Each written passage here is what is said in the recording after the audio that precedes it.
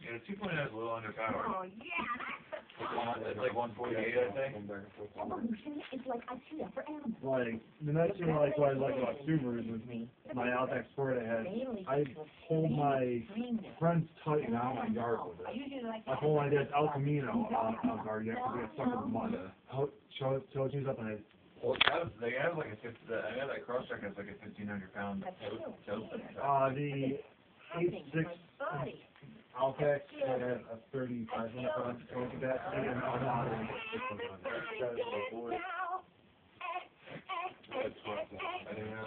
Take it somewhere else. Yeah, but you have a gigantic V8 truck which is like a 2.0 liter.